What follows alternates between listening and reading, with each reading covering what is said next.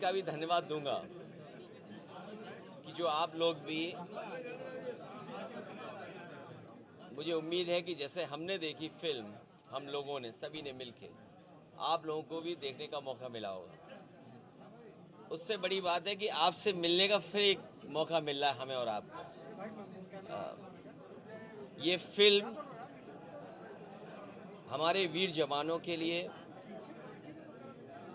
और जो हमारे जवान हैं, फौज के जवान, जो उनका गौरवशाली इतिहास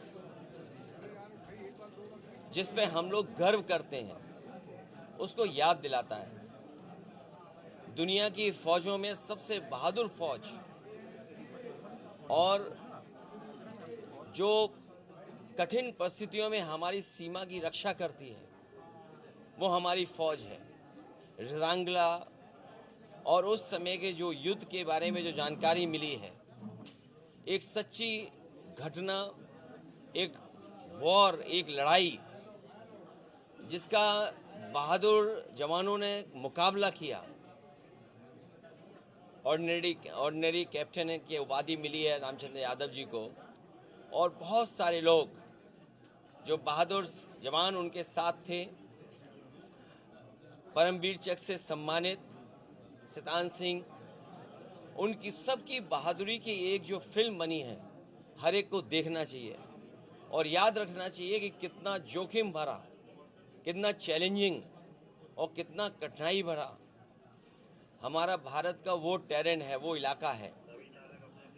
कब किसने क्या जमीन खोई, उस इतिहास में न जाकर के इन तमाम बहादुर फौज के लोगों का हम सब लोग सम्मान भी करते हैं और गर्व भी करते हैं। इस फिल्म ने हमारे तमाम जवान जो जोखिम से भरी हुई जीवन जीते हैं, उसको याद दिला रहे हैं। नई पीढ़ी को देखना चाहिए, और मैं तो कहूँगा, क्योंकि मैं जाने कितने वर्षों के बाद ये फिल्म देख रहा हूँ किसी थिएटर में आकर के, और मैं इसीलिए देखने आया क्योंकि ये रिजांगला की लड़ाई हमारा एक एक फौजी, एक एक जवान, और खासकर वो अहीर जो गुड़गांव, हरियाणा और आसपास के रेवाड़ी के रहने वाले हैं, वो आज भी गर्व करते हैं, और उनकी इस बहादुरी पर पूरा देश गर्व करता है। ये गौरवशाली इतिहास जो हमारी फौज का है, वो आने वाली पीढ़ी भी देखे, समझे और जाने। अरुणाचल प्रदेश की लड़की थी, उसको चाइना में रोक दिया गया ट्रांजिट में, और उन्होंने अरुणाचल प्रदेश को एक तरीके से आइडेंटिफाई करने से मना कर दिया चाइना ने। क्योंकि फिल्म देख करके आए हम लोग, और वो लड़ाई और वो तस्वीरें हम लोगों ने देखी हैं, कितना एक एक जवान ने हजारों हजार की संख्या में चीनी फौजियों का मुकाबला किया। कहा तो ये जाता है कि आखिरी बुलेट तक, आखिरी शरीर जो जवान का जिंदा था और आखिरी सांस तक लड़ करके उन्होंने अपनी जमीन को, मातृभूमि को, अपनी धरती को बचाया। ऐसी बहादुर फौज जिसने आखिरी सांस तक लड़े हों, ऐसे बहादुर लोग जो आखिरी बुलेट तक लड़े हों, जो उनके पास था सब कुछ निछावर कर दिया, वो हमारी धरती, वो भारत माँ, या जो हमारा भारत का क्षेत्रफल है, वो कम न हो। और ये सवाल कई बार उठा कि हमारा क्षेत्रफल जो भारत सरकार जिसका आंकड़ा रखती है, उसे कम से कम बताना चाहिए कि हमारे भारत का क्षेत्रफल पहले क्या था, आज क्या है। और जो भारतीय जनता पार्टी की सरकार में लगातार ये देखने को मिल रहा है कि सीमाएं हमारी सिकुड़ती जा रही हैं। ये प्रचार में ज़्यादा भरोसा करते हैं, झूठ बोलने में ज़्यादा भरोसा करते हैं, लेकिन हमारी सीमाएं और हमारा क्षेत्रफल इनकी सरकार में कम होता हुआ दिखता है। न केवल क्षेत्रफल कम हो रहा है, बल्कि जो तरक्की और खुशहाली हमारे देश की होनी चाहिए, उसकी वो भी रुकावट बन रहा है चीन। इसलिए हमें ऐसे देशों से सावधान रहना पड़ेगा जो देश हमें समय समय पर हमारी ज़मीन छीनते हैं। SIR का समय आपने भी बढ़ाने का, संविधान दिवस पर यही कहना चाहूँगा कि संविधान हमारा मजबूत हो। जितना संविधान हमारा मजबूत होगा, उतना ही लोकतंत्र मजबूत होगा, और मजबूत लोकतंत्र के लिए संविधान के रास्ते पे चल करके जो बाबा साहब भीमराव अम्बेडकर जी ने दिया है, जिसमें सोशलिज्म का रास्ता है, सेकुलर समाज को रास्ता दिखाता है, जो डेमोक्रेटिक वैल्यूज हैं उनको कैसे बचाया जा सके। लेकिन इधर हम लोग देखते हैं कि सुबह उठ के ही इधर भारतीय जनता पार्टी ने संविधान दिवस मनाया। संविधान दिवस मनाने वाले भारतीय जनता पार्टी ने सबसे ज्यादा ठेस बाबा साहब भीमराव अम्बेडकर जी का दिए हुए संविधान को पहुंचाया है। जो सबसे बड़ा अधिकार है आज हमारे वोट का, जो बाबा साहब भीमराव अम्बेडकर जी ने दिया है, एसआईआर के बहाने करोड़ों लोगों को वंचित करना चाहते हैं, करोड़ों लोगों को वोट के अधिकार से दूर रखना चाहते हैं। तो जो भारतीय जनता पार्टी संविधान मना रही है और जो आज संविधान दिवस के दिन बड़े बड़े भाषण दे रहे हैं, उन्हें कम से कम ये निश्चित करना चाहिए कि उत्तर प्रदेश सबसे बड़ा प्रदेश है। यहाँ पर करोड़ों की संख्या में लोगों के वोट काटने की साजिश, षड्यंत्र और अधिकारियों के माध्यम से हो रहा है। अधिकारी जो लगाए गए हैं वो सोच समझ करके लगाए गए हैं, जाति के आधार पर लगाए गए हैं। ये बात मैं इतनी जिम्मेदारी के साथ कह रहा हूँ, जब इतनी राष्ट्रभक्ति की फिल्म देख के आया हूँ। 120 बहादुर जो अहीर जिन्होंने अपनी जान निछावर कर दी सीमा बचाने के लिए, तो उतना ही ज़रूरी है संविधान बचाने के लिए भी, क्योंकि संविधान तभी मजबूत होगा जब हमारे वोट का अधिकार बचेगा। ये भारतीय जनता पार्टी वोट के अधिकार को छीनना चाहती है। यूपी में अभी बिहार के लोगों से छीना, बांग्लादेश हमारे बांग्लादेश के बहाने वेस्ट बंगाल में न जाने क्या क्या साजिश षड्यंत्र कर रहे हैं। वेस्ट बंगाल में भी कोशिश कर रहे हैं कि वहाँ भी ऐसी साजिश षड्यंत्र हो, बांग्लादेशियों के नाम पर, घुसपैठियों के नाम पर। आखिरकार 2014 से सरकार इन्हीं की है। इसलिए सबसे बड़ा अधिकार हमारा है कि वोट का अधिकार बचे, तभी हमारा संविधान मजबूत होगा। और सेकुलरिज्म तो भूल जाओ इनसे, सेकुलरिज्म की परिभाषा ही नहीं जानते हैं।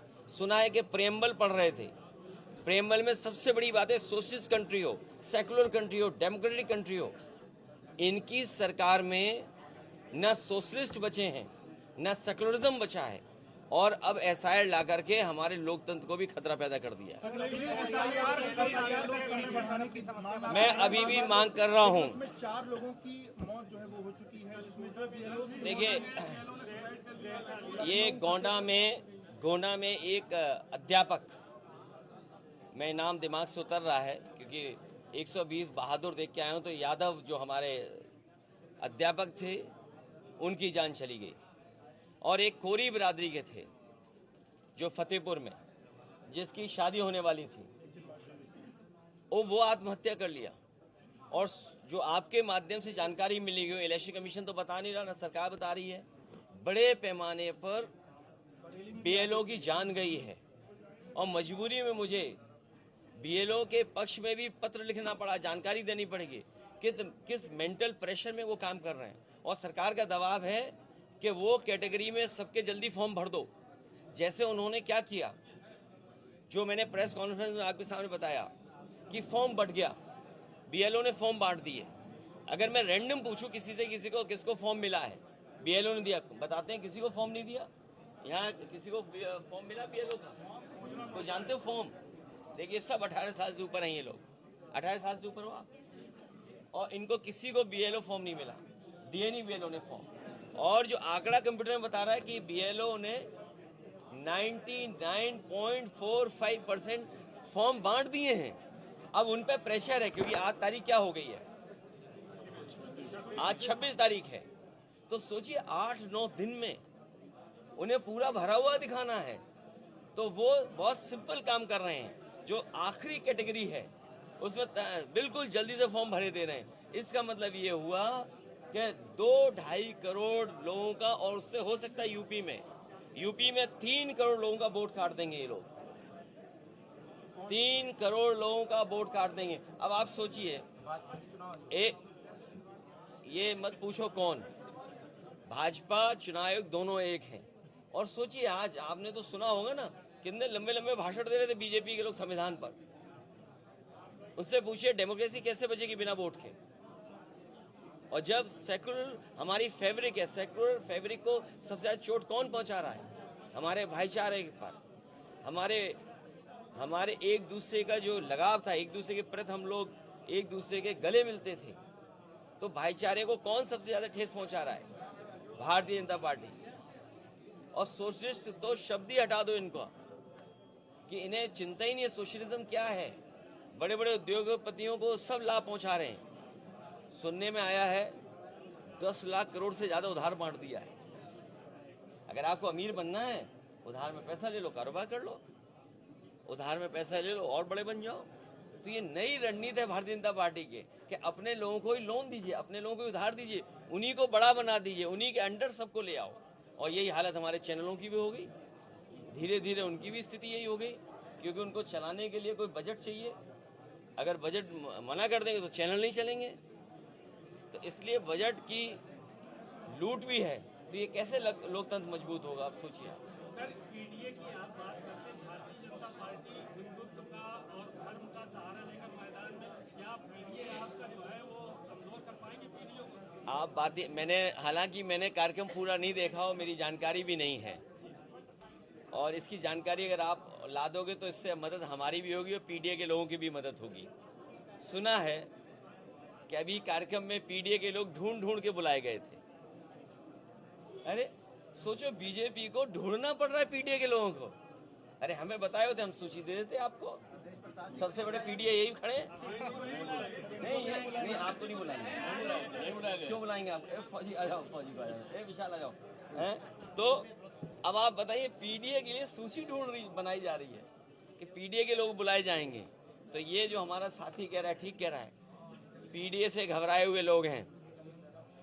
हर पीड़ित, हर दुखी, हर अपमानित व्यक्ति हमारे साथ है।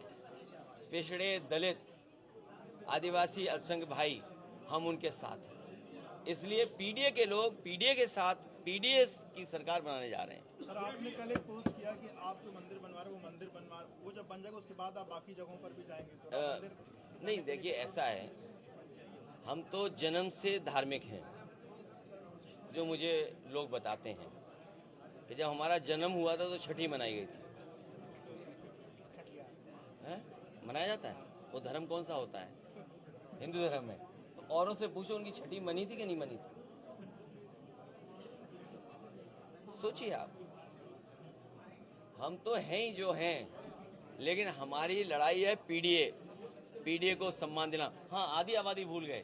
पीडीए का मतलब आधी आबादी भी है जो यहाँ खड़े हुए लोग हैं, आधी आबादी। सर, 120 बहादुर जवानों की फिल्म है, लोगों से अपील करेंगे देखिए इसको ज्यादा से ज्यादा। मैं चाहूँगा कि आप लोग भी देखें और इस घटना के बारे में, इस लड़ाई के बारे में, जो हमारे फौज के बहादुर और खासकर अहीर, खासकर यादव, उन लोगों ने जो जोखिम उठाया और उसका परिणाम ये हुआ कि उन्होंने जान निछावर कर दी, लेकिन धरती माँ, भारत माँ की धरती बचा ली।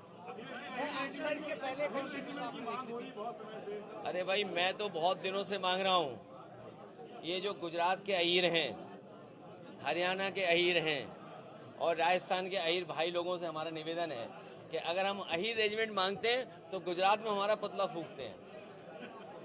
अब आप बताओ ना, तुम मांग रहे हो ना अहीर रेजिमेंट, हमें खुशी है कि अगर हमारे साथी अहीर रेजिमेंट मांग रहे हैं।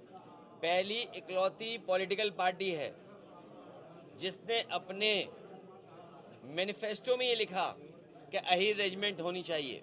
और हम तो ये कहते हैं, जितनी भी रेजिमेंट जिन जिन नाम से मांगी जा रही हैं, उन सबको बनाया जाए। और इसलिए बनाया जाए कि हमारे नौजवान बड़े पैमाने पर वर्दी पहन कर के देश की सेवा करना चाहते हैं, भारत माँ की रक्षा करना चाहते हैं। इसलिए ज़्यादा से ज़्यादा फौज की भर्ती हो, ज़्यादा से ज़्यादा रेजिमेंट बने।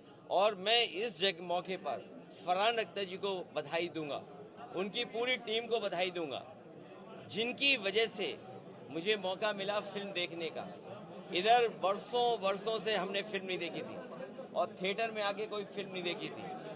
पिछले लास्ट फिल्म जो मैंने देखी वो शायद थिएटर में स्लम डॉग मिलियनेयर देखी थी, और इसके बाद आज ये फिल्म मैं देखने आया हूँ। सर, आप जो मंदिर बनवा रहे हैं केदारेश्वर महादेव मंदिर, वो कब तक बन के पूरा हो जाएगा? उसमें थोड़े चंदे की कमी है। जो लोग चंदा दे रहे हैं आपके क्षेत्र में, उनकी सूची हमें दो, तो हम उनसे भी निवेदन कर लेंगे। क्या सब चंदा उधर ही दे दोगे? थोड़ा हमें भी मदद कर दो तो हमारा मंदिर भी बन जाए। और याद रखना, एक भगवान को दोगे और दूसरे भगवान नाराज करोगे तो पाप पड़ेगा। इसलिए पाप से बचने के लिए पुण्य करें। सर एक मंदिर और बनवाया गया था लखनऊ। सरकार इसलिए बना रही है कि 27 का जनता उन्हें डिटेंशन उसमें भेज देगी। अच्छा आप बताइए, शक्लें उतरी हुई हैं, शक्लें किसकी उतरी हुई हैं? पूरी सरकार की शक्ल उतरी हुई है। महंगाई का जवाब नहीं दे पा रहे हैं, बेरोजगारी का जवाब नहीं दे पा रहे हैं, जो काम हुए थे उसका जवाब नहीं दे रहे। बताइए मॉल किसने बनाया है? ये जो हॉट स्टिक लिखी हुई है, बेल्जियन स्पेशल लिखा हुआ है, फायर एंड चीज लिखा हुआ है, ये किसकी वजह से है? ये समाजवादियों की वजह से। और केवल वही नाम नहीं लिखा, ये बच्चों को जो नौकरी मिली है, ये अगर इतना बड़ा न बना होता तो हजारों की संख्या में जो लोग नौकरी कर रहे हैं दूसरे जिलों से आए होंगे। पता नहीं किस किस जिले की होंगी ये, किस किस जिले के हो, किसके हो हैं? देखिए रायबरेली के नौजवान को नौकरी यहाँ मिली है। ये समाजवादियों का बनाए हुए में रायबरेली के नौजवान को यहाँ नौकरी मिली, और केवल रायबरेली के नहीं और नौजवान हैं। तो इस मॉल में जो नौकरी मिली है, आपका टाइम कट जाता है आने पर भी, तो ये किसकी देन है? समाजवादियों की देन है। बीजेपी का योगदान जानते हो क्या है इसमें? बीजेपी का योगदान जानते हो? इसको बेच दिया। इनका योगदान केवल इतना, इसको बेच दिया। सर ये फौजी की पहचान की फिल्म है, लेकिन थोड़ा युवाओं में क्रेज कम हो रहा है अग्निवीर की वजह से। सर फौज की भर्ती को लेकर मैं चाहूंगा कि 40 से ऊपर वालों के लिए फौज की भर्ती खोली जाए।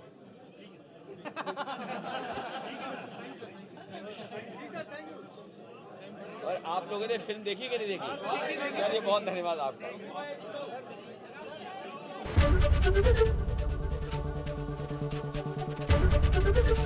एबीपी गंगा, खबर आपकी, जुबान आपकी।